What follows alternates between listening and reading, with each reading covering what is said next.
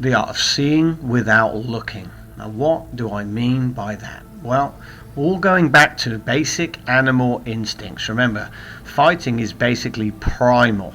So, with a couple of exceptions, number one, first of all, being a criminal act. In other words, if somebody was stalking you or looking to rob you, this particular strategy isn't really that useful, because no doubt you'll need to keep your eyes and ears open at all times.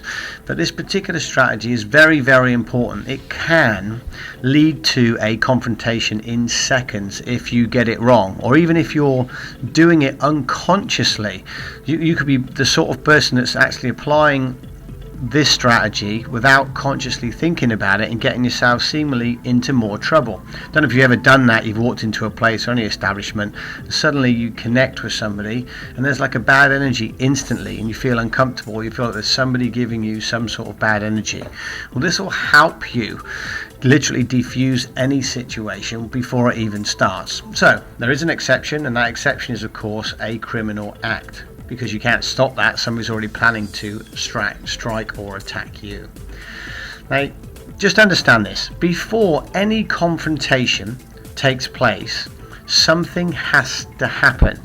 There has to be something that happened. It will be, and it is, extremely unlikely for somebody just to walk up to you and literally punch you in the face or start an argument with you for no reason. Remember, it's usually an argument that precipitates a physical impact, a blow.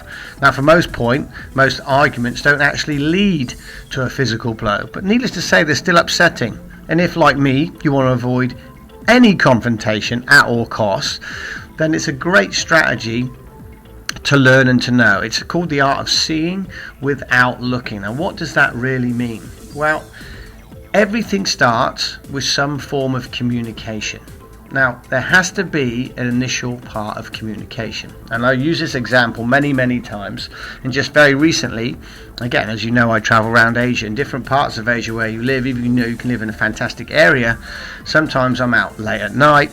And in Asia, they have a very different form of the way they treat their animals out here. So I use this as a great example for you. They actually keep the dogs in the house in the day, or in a cage practically, and then at night they let them out. They think that'll be a good idea. Let's let the dogs out at night on the street so they can obviously protect our establishment, our premises. And that's kind of quite common and useful for them, I guess, except not very useful for a tourist walking down the street at 4 o'clock in the morning and there's a bunch of dogs barking or being exceptionally aggressive. Now, I don't know what you know about dog communication, but I have watched almost every episode of my man, the dog whisperer, Caesar. Needless to say, it works just as effectively with humans, and that's this. In order for some communication or a start communication to happen, this has to happen. It usually starts with eye contact. And unless you make eye contact with somebody, it's difficult for them to engage in any form of communication with you, both good and bad. And we've also got a strategy, by the way, which is called the opener, which can diffuse and again set up the whole state you're in. And look out for that. That's on another training. But here we're talking about understanding eye contact and understanding the importance of eye contact. Because if you get this right, you're in for a world of fun and happiness and joy. And if you get it wrong, you could be in for a world of pain, unhappiness, and seemingly finding confrontations when really there was nothing there. Now, we've all had those scenarios where somebody says, "What are you looking at?" In fact, we even have a training on what to do and say when that happens, so look out for that. And that all has begun by literally you making eye contact. So the art of seeing without looking is a very important strategy, and we're going to take you through step by step exactly what you should and shouldn't be doing when you walk into a new establishment and you're setting a presence, if you like. When you walk in, things that you can do very subtly, undetected by everybody else, at the same time gives you an instant, again, idea of exactly where the room is at. Now, once again, these strategies I'm going to share with you, you seem like, come on Lee, really? I have to do this every time I go out? No, just learn bits and pieces. You will pick it up, keep reviewing the information, keep going back over it, and it will suddenly become second nature.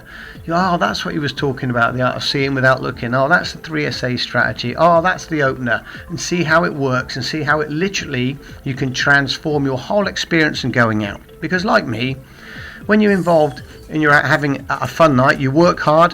When you go out, you may want to play hard. I certainly do, and I want to enjoy myself. And in enjoying myself, the last thing I want to do is be involved with some bad form of communication with anyone, quite frankly, with absolutely anyone. Unless, of course, I'm at work, and that's different. So understand these strategies, understand the art of seeing without looking, and enjoy as we take you through this step-by-step process. So the art of seeing without looking is really all about focusing on your peripheral vision. In other words, it's not what you directly look at. You can always see more than you focus on. That's why we don't bump into things, quite frankly. So it's important that you work on using your peripheral vision at all times, and also being able to focus on things that aren't necessarily what you intend to focus on. And this will all make sense in just a few moments.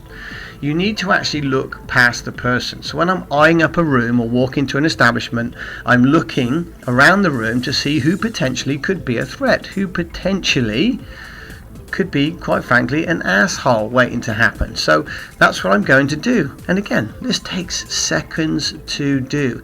I will weigh up the size, sobriety, and the sense I get when I walk in the room, the 3SA strategy. And then I will take a look around the room and be able to look around the room without actually directly looking at anyone, if that's what I choose to do. Now, there's other strategies we're going to go into in later training, but for this particular training, I want to get used to just looking past the person. So you actually look past them, but you can still see them. So you can weigh them up without directly staring at them. Because if you walk into a room and start directly staring at the individuals in the room, you are probably going to get yourself into a little bit of trouble. You're going to be the precursor for a potential argument or some form of bad energy or bad communication, which is not the sole purpose, of course, of Fight Psych. It's to avoid it at all costs. You've got to make it obvious when you're looking around the room or looking at people. You've got to make it obvious, believe it or not, that it's not them. And this is very important. I don't know if you've ever done this. Have you ever sat in a bar below a TV screen? I've done this many times. I've sat in the bar, and a lot of the sports bar I go into, sports bars we work at, they've got TV screens. And I've unconsciously sat near or under a TV screen, and seemingly everybody starts looking at me. I'm thinking, what is it? Is there something wrong with my shirt? And am I trying to do some different strategies and openers? And I suddenly realise I look above. And above me, of course, is the TV screen. They're not even looking at me. They're looking at the screen. Now, what's all this got to do with you and the art of seeing without looking? Well, when you are looking around the room, trying to gauge the room, it's very important that you don't look above the person. Because if you look above the person, it can be perceived as you actually looking directly at them, believe it or not, especially from a small distance, or even worse still, a longer distance, you will definitely look like you're staring at them. So you don't want to look above the person, and you don't want to look down. You don't want to look below the person, obviously looking at their chest or their crutch. That can cause you, again, much more problems. So what you do want to do is you want to be able to look to the side of that person, and if you're walking past them, continually look to the side so they can obviously see you're not staring at them.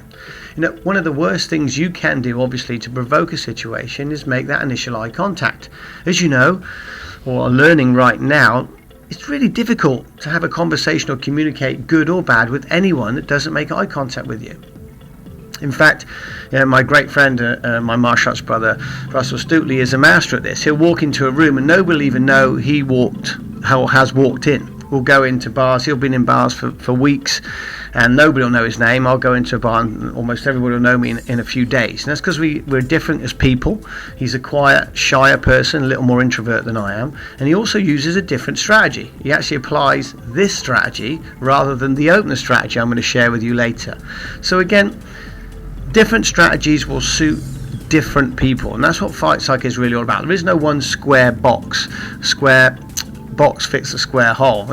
Everybody's different when it comes to what they feel most comfortable with. But just be aware there's some definite do's and don'ts. Number one, don't look above the person, and two, don't look down. And obviously, most importantly, don't stare at them directly unless you know exactly what you're doing and how to handle that. And for that, you want to check out the opener. It's a great way to make more friends, and literally it can change, meet new people, meet a new girlfriend even, and change the whole way you're perceived by your peers and friends and associates and people you don't know almost immediately. Well, that's it. The art of seeing without looking. Make sure you're looking to the side, not maintaining eye contact, and using your peripheral vision and making sure the person understands that then you are not staring at them. Because quite often what will happen is they'll initially think that you're staring at them. So you'll make eye contact, or they'll try to. And you have to make it obvious that you're not looking at them. So you just keep staring as you walk by or as you walk past them, or push your eyes to the other side so that you miss them out completely. Now, it may seem subtle, this may seem very small, but I assure you, the golden rules apply. Nothing, no form of communication can happen unless they make eye contact with you. I'll see you on the next training.